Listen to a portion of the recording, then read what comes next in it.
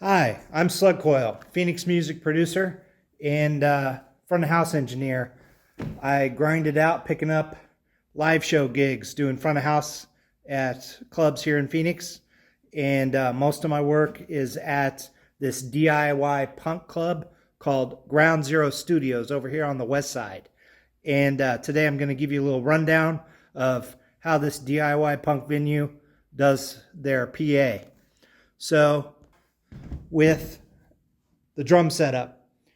For kick, we got the trusty Beta 52 at the sound hole. Love that thing.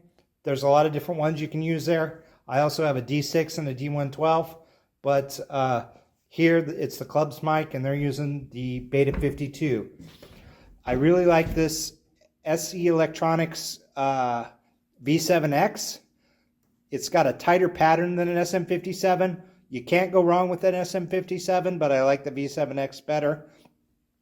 I get less hi-hat bleed with it.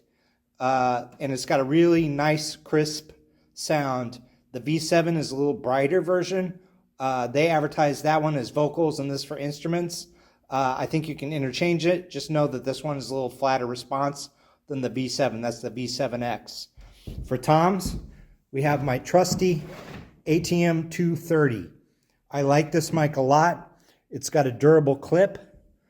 It's got good isolation.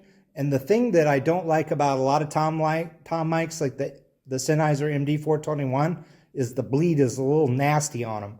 The bleed's okay on this. Not the best, but you know, when you bring your tom mics up and the cymbals are still bleeding into it, it can just be this really harsh sound. And these avoid that somewhat.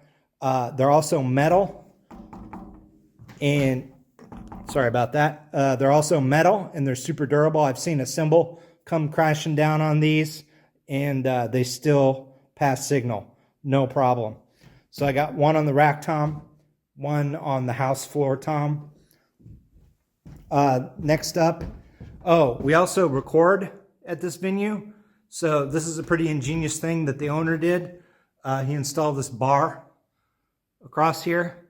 He just used a drum clamp and an old busted mic stand and clamped that to the bar.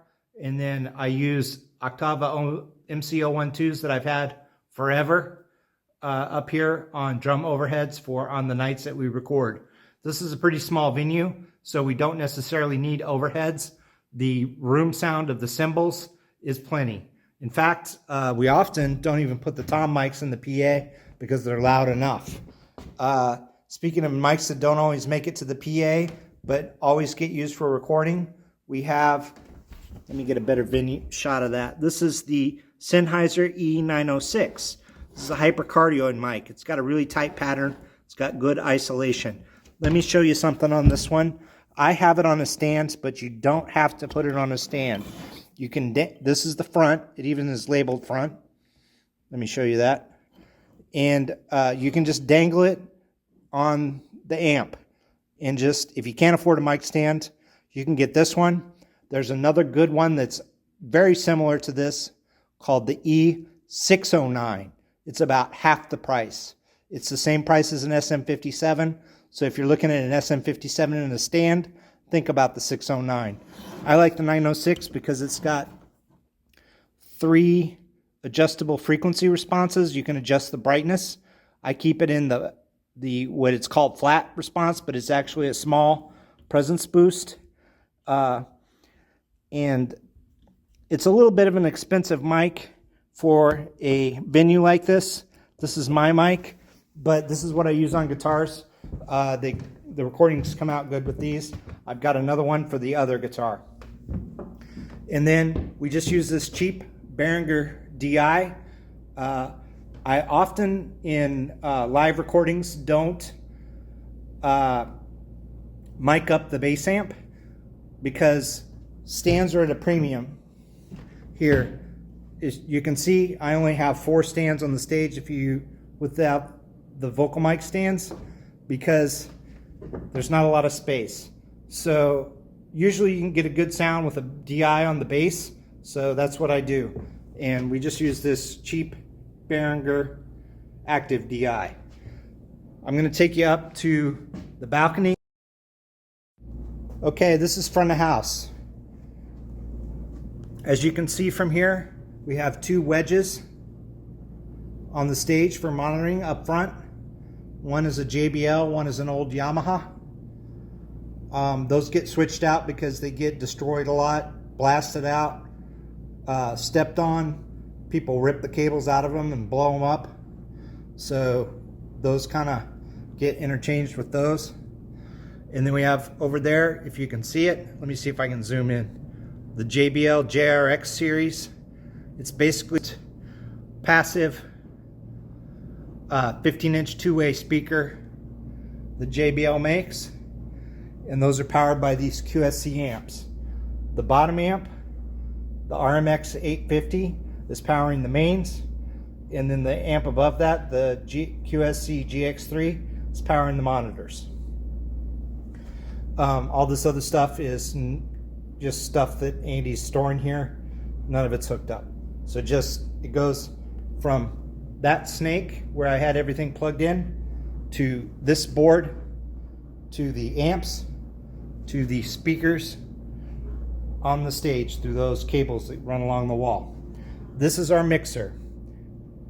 This is one of the best purchases this club has made for a lot of reasons. This is the Mackie Onyx 24. The good thing about this mixer is it's got 18 mic inputs. Our snake is only 16 channels, and we rarely use all 16. But it doesn't have a talkback mic, so we have this mic plugged into channel 18. This is just an old Shure from Goodwill. Plugged into channel 18, routed to the monitors, and then we have sometimes when I record a lot of shows here. I plug the 17th mic in here, and I put it up here in the balcony, and we have a room mic. Picks up the audience and the room sound of the drums, and it really helps live recordings. So just a little rundown of this. It's got 18 mic inputs, although it's a 24 channel mixer. The last few channels are stereo line channels, or they have a mic input. Channel 23, 24 is either Bluetooth, which we use that for house music in between bands and before sets. And then channel 15 has a mic, channel 17 has a mic, channel 19 has a mic. So 14, 15, 16, 17. Then channel 21 also has a mic, 18. But these also have stereo line inputs. These stereo line inputs. So if I was to say, if you were to buy this mixer, you could plug a stereo keyboard into those, or if you had stereo effects or whatever you wanted to plug into, and you'd get 24 channels. But how we have it set up, we're only using 18. Let me give you a little rundown of the board. The first two channels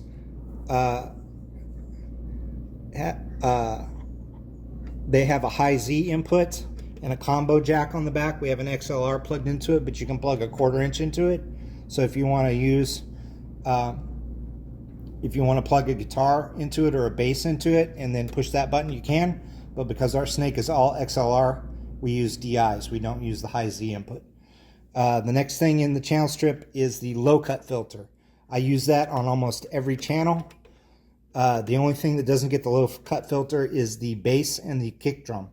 The low cut filter, I think, is at 100 hertz. So basically I'm dumping the low end on all that. We do have a sub, that Harbinger down there. I don't know if you can see it. Let me see if I can. That Harbinger right there. And so there's no point in sending all that stuff to the sub. It just muddies the mix. So the next thing in the channel strip is the gain knob.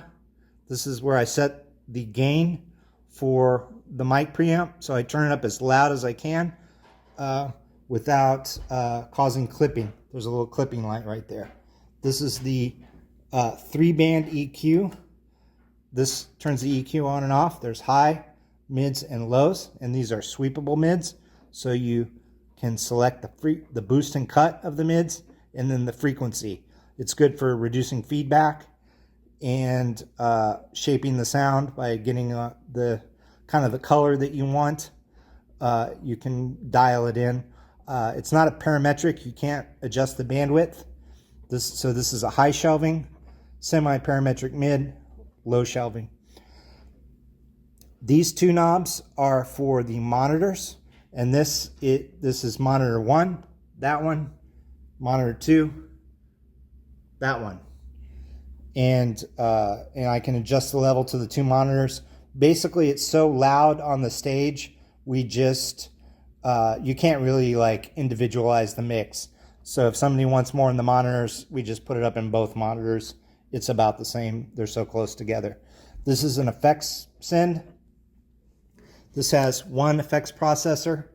It's got delays, reverbs, stuff like that. About the only effect I ever use really is a little slapback delay on the vocals. As you can see, this is just a big old warehouse. So it's pretty reverberant anyway. We've got some blankets on the walls. They just put a blanket up there to kind of kill some of the bounce. So we don't need a lot of reverb, but a little slapback does help. The next channel, the next thing we have is the pan control, left and right. We pretty much, as you notice, everything's right in the middle. We're pretty much all mono here. We can't get a stereo spread with the speakers the way they are, and it's just too loud in here. So we keep it all mono.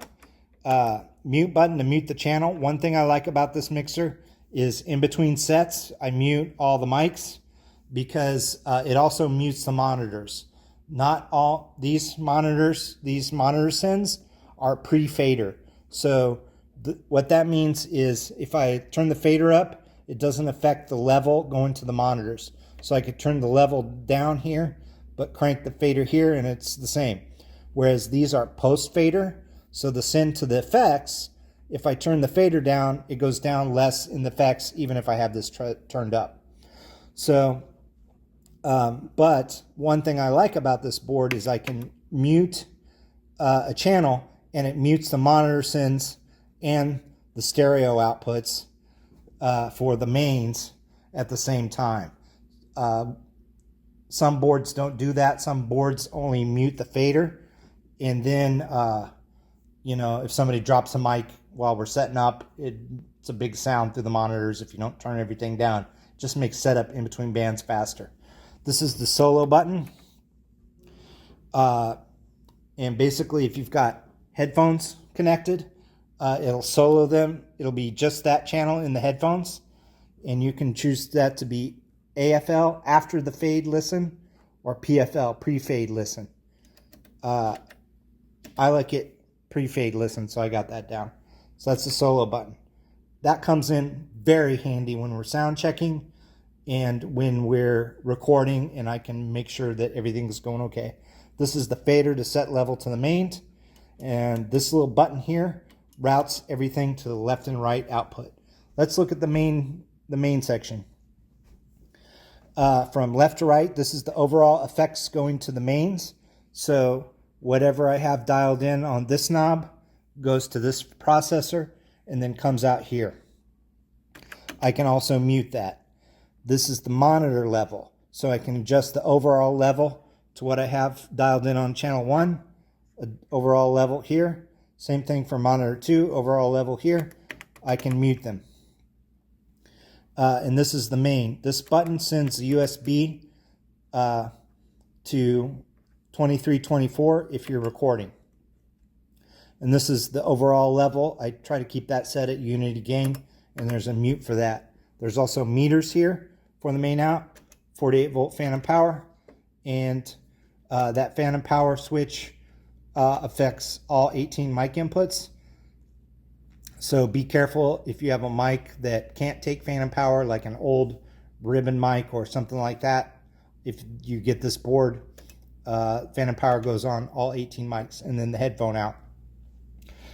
This is the level for the headphones, the solo master. So if you want to turn up your solo level up and down, you can do that when you're using the solo button. And then you can also use this board to record. and you could have some monitors hooked up to it, and this would be the level control for the studio monitors. That was the big plus, was the recording capabilities of this board. All 24 inputs show up on a 24 output USB interface. So on nights that bands want to record their sets, I bring my laptop and then I connect it via USB in the back, and then I can record all the channels into a project, and for later multi-track mixing and mastering. Bands from, you might have seen a band that you follow that plays Ground Zero Studios release a recording that says Live at Ground Zero or something like that. That's how we did it. So let's see what else. Oh, this also has an SD card. We don't really use that, but you can record the stereo outs on the SD card and back and forth like a CD player. Stop, play, pause, and the SD card comes out on this channel strip if you push that button. This channel 2324 doesn't have a mic input. It's just stereo lines or a Bluetooth connector. So we use that for hooking a phone into the PA for music in between bands, and you can send the music to the monitors or the mains. All right, that's the rig rundown of Ground Zero Studios DIY punk venue PA. Thanks for watching. Feel free to comment if you have questions. I've set up a lot of PAs. If you're curious about setting up your own small PA like this is a very budget setup. The mics are the most expensive part. This board wasn't that expensive. One thing about the board. Yes, it has a 24 channel interface. A lot of boards don't. So if you're looking to record shows like we do here, make sure it has a multi-track interface. The Mackie Onyx series does, whereas the Pro Effects only has 2 USB outputs. So double check that if you're looking to buy an analog mixer like this that's a lot less expensive than those big digital mixers, and record your shows. All right. If you have any questions, please comment. And if you want to subscribe, I'm going to do some more videos coming up soon. And thanks a lot.